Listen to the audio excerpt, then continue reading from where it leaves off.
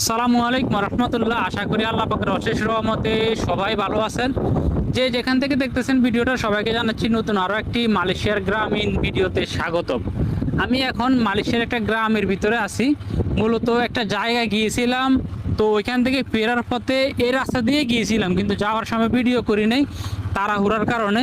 তো এখন আমি এরা গ্রাম থেকে বের হচ্ছি। বের হওয়ার পথে আমার ভিউটা দেখে আমার লোভ সামলাতে পারলাম না, যে এত সুন্দর একটা ভিউ আমি যদি ক্যামেরাবন্দি না করি তাহলে কেমনে হবে। তো আমি হচ্ছি মালয়েশিয়ার একটা গ্রামের ভিতরে আছি। গ্রামের ভিতরের রাস্তাগুলো দেখলে আপনারা মনে করতে পারেন যে বাংলাদেশের রাস্তা।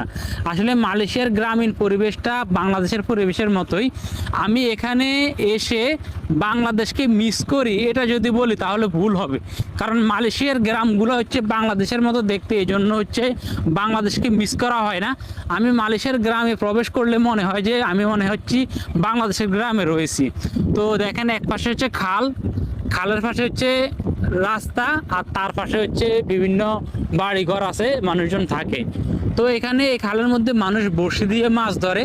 আমি সামনে হয়তো একজন মানুষকে দেখাবো আপনাদেরকে যে উনি মাছ ধরতেছে। আমরা ঢুকার রাস্তা দেখছি মালয়েশিয়ার মানুষজন এখানে মাছ ধরতেছে। এখানে দেখা যায় অনেক মাছও আছে দেখা যায়, কারণ মালয়েশিয়ার খালগুলো এমন অবস্থা যে মালয়েশিয়ার একটা প্রবাদ আছে, যেখানে পানি সেখানে মাছ। তো এটা আপনারা যারা মালয়েশিয়া থেকে আমার ভিডিও দেখেন তাদের হয়তো এই জিনিসটা আইডিয়া আছে। আর মোটরসাইকেল দেখতেছেন, দূর দূরান্ত থেকে মানুষ মোটরসাইকেলে করে হচ্ছে মালয়েশিয়ার বিভিন্ন জায়গায় মাছ মারতে যায়। আমাদের দেশে যেমন মোটরসাইকেলে ঘুরতে যায়, এই দেশে মোটরসাইকেলে ঘুরতে যায় কম, বেশিরভাগ প্রাইভেট কারে ঘুরতে যায়, ব্যক্তিগত গাড়ি সবার থাকে। ওই যে বানর দেখা যাচ্ছে রাস্তার মধ্যে, বানর, এই যে কুকুর,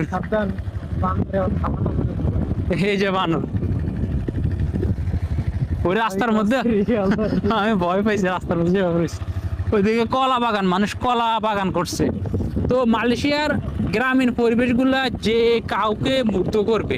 আপনারা আমার ফেসবুক পেজ, ইউটিউব চ্যানেল এবং টিকটক আইডিতে আপনারা বহু মালয়েশিয়ার গ্রামীণ ভিডিও দেখছেন। এই দিকটা যদি একটু দেখা, এদিকে অনেকগুলো গরু দেখা যাচ্ছে। মূলত এখানকার বাসিন্দারা এই গরুগুলো এখানে পালে। দেখেন, একজন ভাই হচ্ছে মোটরসাইকেল নিয়ে গরুগুলা হচ্ছে দেখাশোনা করে। অনেকগুলো গরু এখানে, মাশাল্লাহ।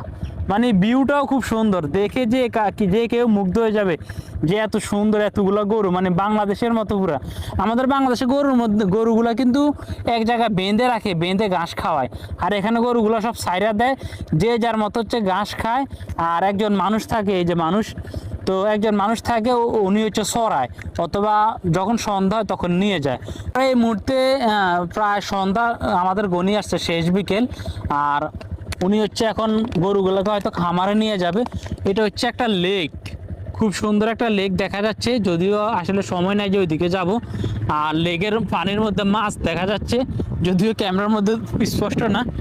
তো মালয়েশিয়ার গ্রামগুলো আসলে বাংলাদেশ থেকে যারা নতুন আসবেন মালয়েশিয়াতে, তারা গ্রামে ভিজিট করার জন্য চেষ্টা করবেন, কারণ মালয়েশিয়ার গ্রাম দেখলে নতুন অবস্থায় যে কারো মন মুগ্ধ হয়ে যাবে। মন মানে কি বলবো, মনটা জুড়িয়ে যাবে।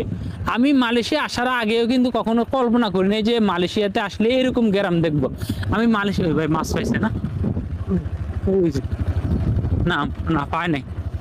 তো আমি মালয়েশিয়া বলতে বুঝেছি যে হয়তো বড় বড় দালান কোঠা, তারপরে বড় বড় ফ্ল্যাট বাড়ি, কিন্তু এখন এখানে এসে দেখি একদম ব্যতিক্রম। ফ্ল্যাট বাড়ির পাশাপাশি হচ্ছে এই গ্রামও দেখা যাচ্ছে। তো আসলে ভিউটা অসাধারণ, অসম্ভব সুন্দর। আল্লাহ পাক সবাইকে ভালো রাখুক, সুস্থ রাখুক। ইনশাআল্লাহ দেখা হবে পরবর্তী ভিডিওতে।